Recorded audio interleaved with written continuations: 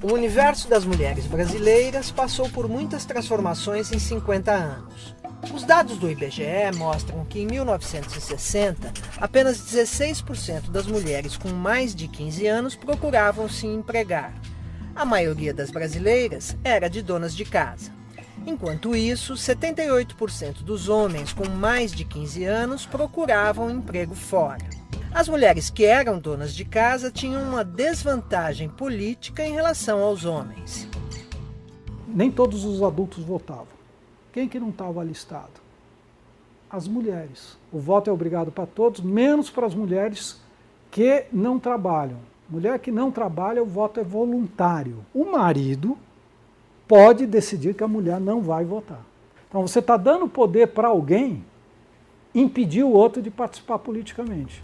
Até aqui foram duas desigualdades acumuladas pelas mulheres: a de não disputar empregos e, além do mais, de ter o direito ao voto cerceado, se só trabalhasse em casa. Agora vem a desigualdade de renda. Em 1960, as mulheres representavam menos de 1/5 da força de trabalho. Poucas tinham renda própria. Além disso, o emprego industrial, os trabalhos mais qualificados e as posições de maior prestígio eram, e de uma certa maneira continuam sendo, redutos masculinos. A participação das mulheres no mercado de trabalho ficou muito concentrada em cargos de baixa qualificação entre 1960 e 2010. Em geral, as mulheres com pouco estudo se concentraram no trabalho doméstico. Resulta daí que, em 1960, os homens recebiam salários bem melhores do que as mulheres.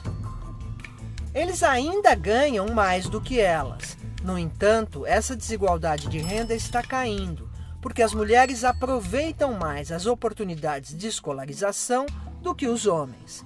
Em 1960, nem 1% das mulheres chegava a ter diploma universitário.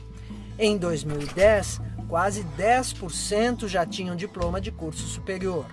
O percentual de mulheres com diploma universitário cresceu 67 vezes em 50 anos.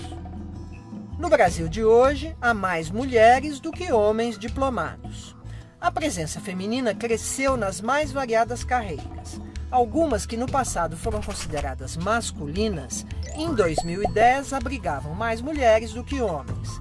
Com mais escolarização, as mulheres cresceram nas ocupações não manuais, em carreiras profissionais e também no empreendedorismo. No entanto, ainda somos minoria nas altas carreiras do judiciário, no comando das empresas e entre os empregadores. Também mudou o perfil das mulheres que trabalham. Em 1960, quem trabalhava fora era jovem e solteira.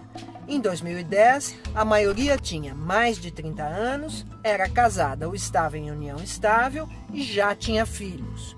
Falando em filhos, outra coisa que mudou muito foi a maternidade. Em 1960, as mulheres brasileiras tinham em média 6 filhos. Em 1970, as que viviam no campo, eram donas de casa ou tinham pouca ou nenhuma instrução, tinham muito mais filhos do que as que viviam na cidade, trabalhavam fora ou tinham ensino superior. A maior diferença no número de filhos era entre mulheres ricas e mulheres pobres. As mais pobres tinham, em média, 7 filhos a mais do que as mais ricas. Em 2010, essas diferenças ficaram bem menores. As brasileiras passaram a ter, em média, 2 filhos ou menos. A maior diferença no número de filhos continuou a ser medida pela renda. Mulheres mais ricas têm, em média, 1 filho. Mulheres mais pobres, 3. A transformação da taxa de fecundidade tem a ver com a urbanização, que aumentou as oportunidades para as mulheres na escola e no mercado de trabalho. As próprias mulheres também mudaram. As que vivem no campo ficaram mais parecidas com as que vivem na cidade e seguiram uma tendência que já existia entre as mulheres da elite. Ao longo de 50 anos, as mulheres de todas as classes sociais optaram por ter menos filhos.